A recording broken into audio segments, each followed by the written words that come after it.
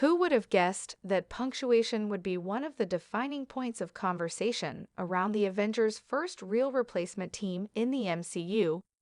But as soon as Kevin Feige revealed the addition of the Asterisk to Thunderbolts' Asterisk title, the studio unlocked a subtly genius marketing tool: fan speculation. Thunderbolts never really made much sense as a title, given the fact that Harrison Ford's Thaddeus Thunderbolt Ross, who has the same nickname as the team, of course, doesn't appear and seems to have nothing to do with the team. Instead, they're brought together thanks to, or in spite of, Julia Louis-Dreyfus' Contessa Valentina Allegra de Fontaine. The Contessa's doesn't really have the same ring to it. Adding an asterisk fundamentally added mystery to the upcoming MCU team, suggesting that either the title would change, not unlike Agatha all along's multiple titles, or that a story development would change the expectation of them being a team. The first Thunderbolts Asterisk trailer added further weight to that second line of thinking, but it's the newest trailer that seems to offer the most evidence of what's going on. At the end of the new Thunderbolts Asterisk trailer that was released at Disney's D23 Brazil event, Sebastian Stan's Bucky notably says, "We can't call ourselves that" after Red Guardian tries the name out, and the next shot sees the asterisk pointedly added to the title card. It feels like an in-universe admission of what some have long suspected, that absolutely isn't their official name. It looks like the asterisk was always just a joke, mostly at Red Guardian's expense. He believes the Thunderbolts is a cool name, as he says in the trailer, but the rest of the team seem particularly averse to the suggestion. In effect, the anti-heroes get the opportunity to do something the Avengers never could, rejecting the name someone else thrusts upon them. Whether that will actually lead to a retitle of the movie is unclear, but I wouldn't bet on it. It feels more likely that the team will simply get a new official name by the end of the movie. While it's widely believed that the Thunderbolts were named after Thunderbolt Ross, that's not the case. The duplicate of the names was actually completely coincidental, a trend the MCU seems to be following.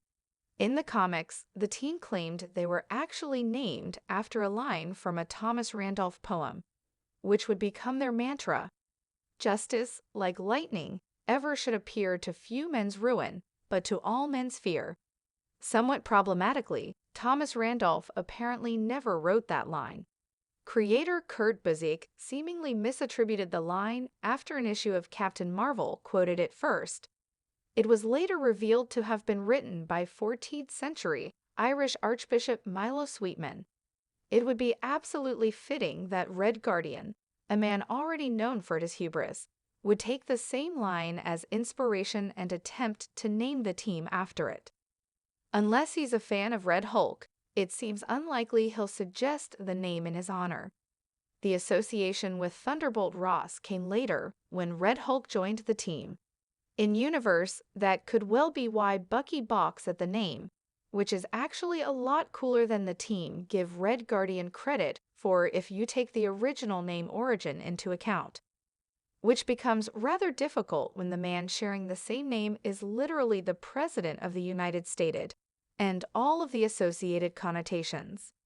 Yelena Belova, Florence Pugh, already expressed her disdain for the idea of the Avengers in Black Widow, and mocked things like superhero poses, and as a lone wolf, her rejecting a jingoistic name would make sense. It would also fit the logic of the other characters, who are outsiders and loners, and who may not accept Red Guardian's enthusiasm for a unifying mantra, if that is indeed the source of the name. That does, however, present the problem that they will absolutely need a name.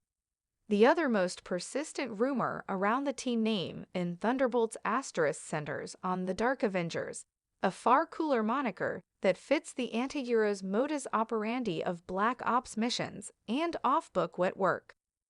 The problem with that, of course, is that the Dark Avengers are an existing Marvel Comics team, who were villain imposters disguised as legitimate heroes. That's clearly not the case here. It wouldn't be out of the realms of possibility for the name to be repurposed if Marvel Studios had no plans to make a pure adaptation of the Dark Avengers, but that would be a shame. But the anti-heroes using the Secret Avengers team name that was officially given to Captain America's splinter team of Avengers who debuted in Avengers Infinity War would be more appropriate. They, too, worked from the shadows in the wake of Captain America Civil War's events, and it feels more fitting for Bucky to be part of a team without an ominous name. Bucky has wrestled with his own Winter Soldier legacy for years,